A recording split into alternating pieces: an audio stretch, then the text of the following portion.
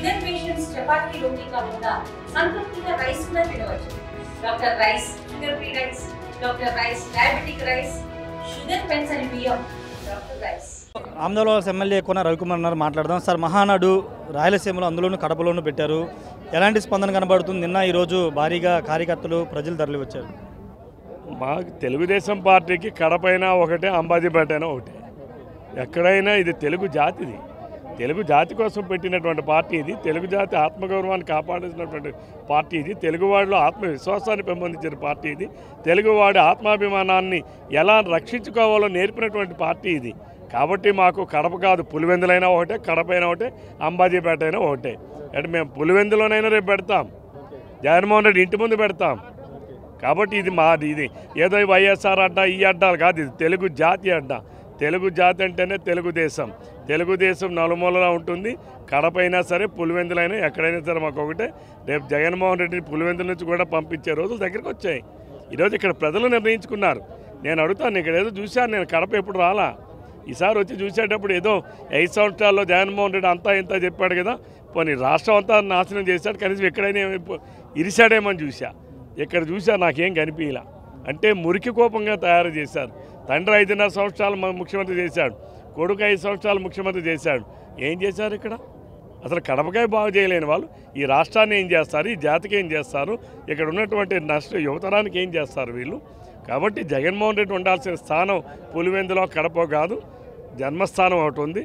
శ్రీకృష్ణుడు జన్మస్థానం, ఆయన అక్కడికి చేరాలి. పాపం అక్కడ శ్రీకృష్ణుడు కూడా వెయిట్ చేస్తున్నాడు. కాబట్టి ఇక్కడ పులివెందులు కూడా ఆయన అనర్హుడు. అసలు ప్రజల మధ్యన ఉండడానికి అనర్హత ఉన్నటువంటి వ్యక్తి ఎవడైనా ఉన్నాడంటే జగన్మోహన్ రెడ్డి. మీ పార్టీకి సంబంధించి ఈరోజు జాతీయ అధ్యక్షుడిగా మరోసారి చంద్రబాబు గారు ఏకగ్రీవం కాబోతున్నారు. కానీ లోకేష్ గారి పాత్ర ఏంటి, ఎలాంటి పదవి ఇవ్వబోతున్నారు, ఏ అనౌన్స్మెంట్ రాబోతుందని చాలామంది ఆసక్తిగా ఎదురు చూస్తున్నారు. ఇక్కడ మీరు చంద్రబాబు నాయుడు గారు ఈరోజు జాతీయ అధ్యక్షులుగా మరొకసారి ఈరోజు ఆయన బాధ్యతలు తీసుకుంటున్నారు. లోకేష్ బాబు గారి పాత్ర నేను అదే గతంలో కూడా చెప్పాను, నిన్న కూడా చెప్పాను. ఎన్టీ రామారావు గారు ఒక చరిత్ర, చంద్రబాబు నాయుడు గారు వర్తమానం, భవిష్యత్తు నారా లోకేష్. నేను చెప్తా భవిష్యత్తు అనే చెప్తున్నా. భవిష్యత్తు అంటే ఈరోజు కాదు కదా, రేపటి తరం మా నాయకుడు. రేపు ఈ పార్టీని కానీ, ఈ ప్రభుత్వాన్ని కానీ రేపు మళ్ళీ ప్రజల చెంతకి తీసుకెళ్లేటటువంటి నాయకుడు. అయితే ఎన్టీ రామారావు గారు తెలుగుదేశం పార్టీని స్థాపించినప్పుడు ఉన్న విధి విధానాలు, కాల పరిస్థితులు వేరు, ప్రజల అవసరాలు వేరు, ఆకాంక్షలు వేరు. చంద్రబాబు నాయుడు గారు ముఖ్యమంత్రి అయిన తర్వాత టెక్నాలజీని వినియోగంలోకి తీసుకొచ్చాం, ఈ సేవ పెట్టాం, మీ సేవ పెట్టాం. రేపు లోకేష్ బాబు గారి నాయకత్వంలో టెక్నాలజీని అనుసంధానం చేస్తున్నాం. వినియోగానికి, అనుసంధానానికి ఎంత తేడా ఉంది? కాబట్టి రేపు అనుసంధానం చేయము. ఈ అనుసంధానం ద్వారా రాష్ట్రంలో ఉన్నటువంటి ప్రజల అవసరాలు ఈరోజు కాలానుగుణంగా, ఈరోజు ప్రపంచంలో జరుగుతున్నటువంటి నవీకరణకు అనుగుణంగా ప్రజల ఆకాంక్షలు మారుతున్నాయి, ప్రజల అవసరాలు మారుతున్నాయి. అవసరాలకు అనుగుణంగా పార్టీని తీర్చిదిద్దుకొని ఎప్పటికప్పుడు ప్రజల ఆకాంక్షలు నెరవేర్చడమే తెలుగుదేశం పార్టీ ప్రధానమైనటువంటి సిద్ధాంతం. ఆ దిశగా రేపు మా యువ నాయకుడు లోకేష్ బాబు గారు అన్ని కార్యక్రమాలతో కూడా ఆయన ముందుకు నడిపిస్తాడు. రేపు సభ జరగబోతుంది. ఈ 2 రోజులు మీరు ఊహించిన విధంగా కార్యకర్తలు ప్రజలు వచ్చారు. రేపు మీరు పెట్టుకున్న టార్గెట్ మించిపోయే అవకాశం అనుకుంటున్నారు? పాపం జగన్మోహన్ రెడ్డి కులుకుంటా ఉన్నాడు అక్కడ కూర్చొని.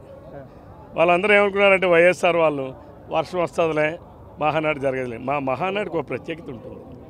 మహానాడుకు ముందు వర్షం వస్తుంది చల్లదనం చేయడానికి. మహానాడు జరిగే రోజుల్లో మహానాడు ఎప్పుడు కూడా ప్రశాంతంగా చల్లగా జరుగుతుంది. బహుశా నాకు తెలిసి 40 సంవత్సరాల చరిత్రలో ఇంత చల్లటి గాలిలో, ఇంత చల్లని వాతావరణంలో మహానాడు జరగడం కడపలోనే జరిగింది. అంటే మంచి వాళ్ళు వస్తే ఎప్పుడు మంచి జరుగుతుంది.